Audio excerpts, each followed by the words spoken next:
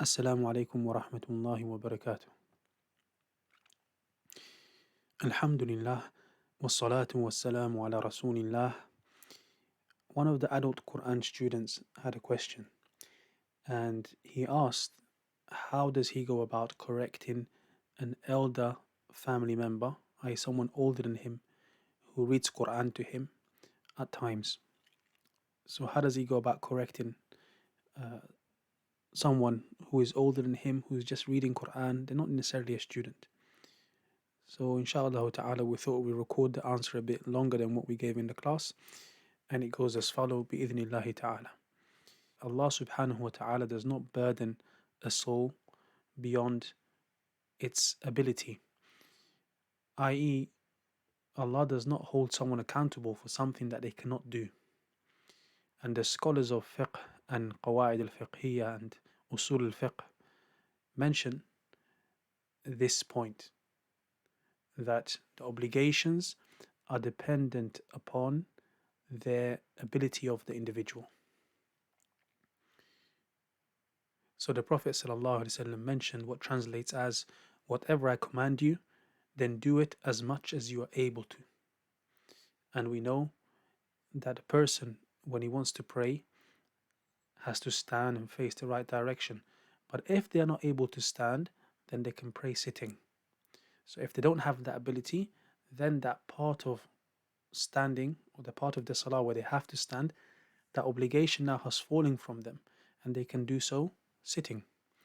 So sometimes when you have teachers that are very passionate about what they are teaching, they may be very tough on students.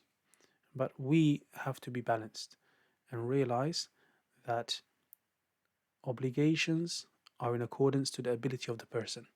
So most likely your family member that you're speaking about is not a student of knowledge. So take it easy on them. Don't expect them to pronounce everything 110% correct. Rather, your main aim when you sit to read the Quran with them, if they are a lay person, especially if they are older, is to help them to love the Quran, help them to love reciting the Quran, help them to be people that enjoy the recitation of the Quran. So don't be someone who stops them at every word and corrects every mistake to the extent that they end up just wanting to give up. They find it burdensome. So make sure you have the idea in mind. A student of knowledge is one thing, someone who is reciting so they can teach others is something else, and a person who is just a Muslim who wants to connect to their Lord, that's also different. So then when you hear them make mistakes, you need to focus and identify and categorize the mistakes that they are making. Not all mistakes are going to be of the same level. Some mistakes are going to be more important to correct than others.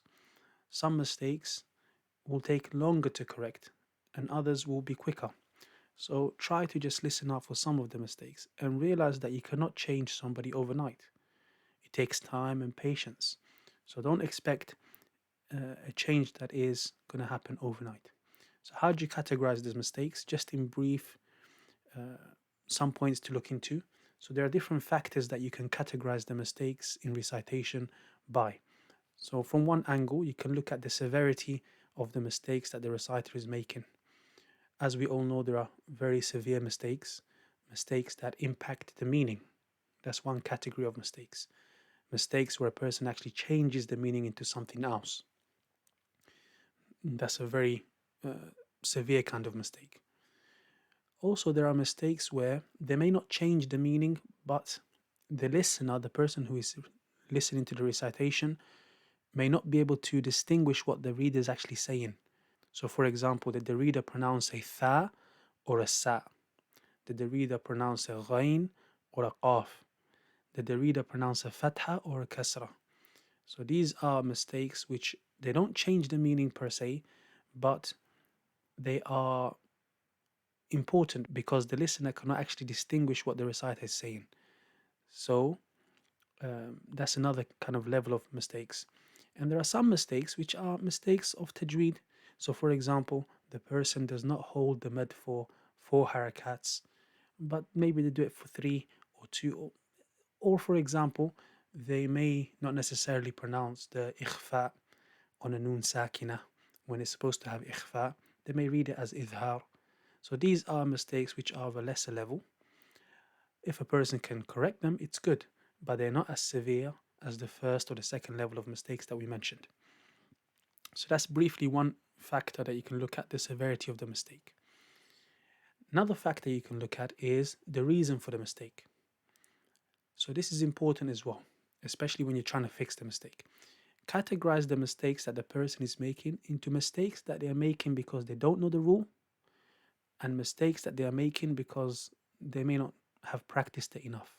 So, for example, is the person mixing this letter with another letter because they don't actually know the difference between them?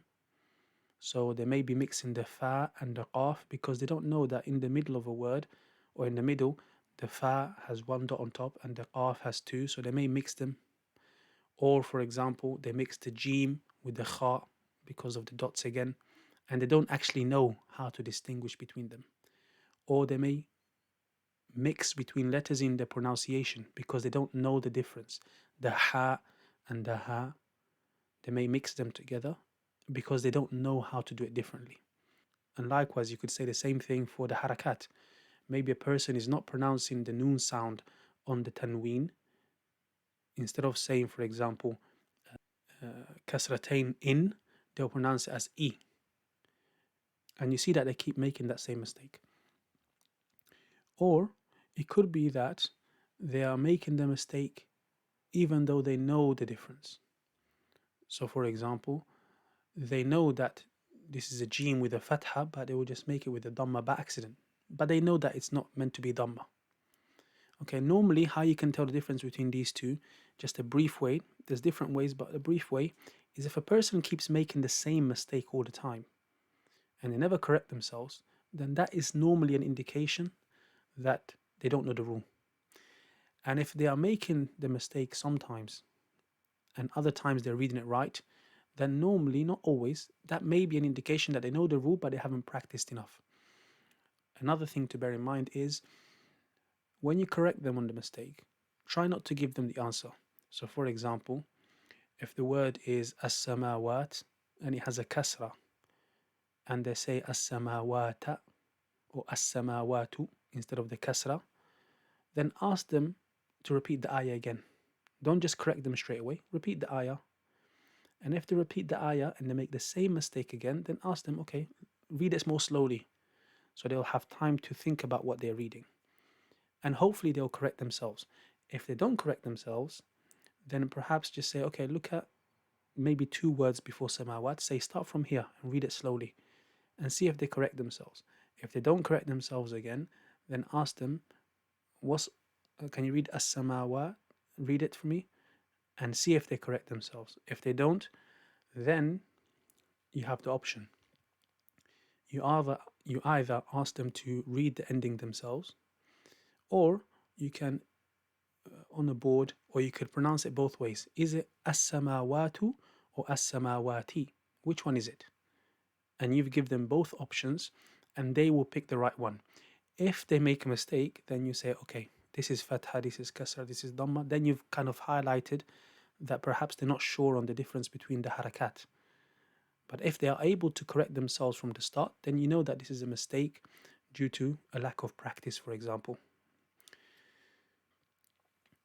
So focus on those mistakes that are more important, most severe, and also look at, does the person know the rules behind that mistake?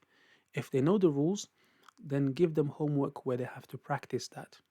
If they don't know the rules behind it, then explain the rules in a brief way, maybe with a whiteboard or maybe on a piece of paper, and give them some exercises. And then the next time they come to read, that you read together, you kind of touch upon those rules if you can.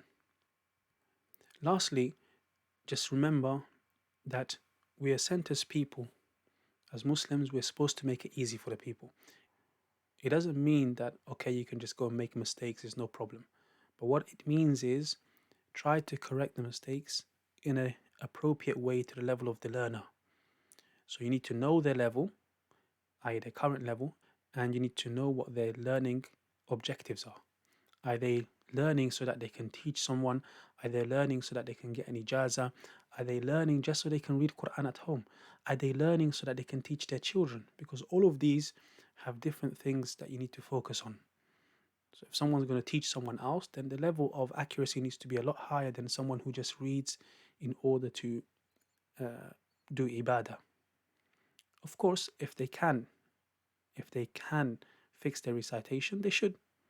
But if they can't, then don't make it difficult for them.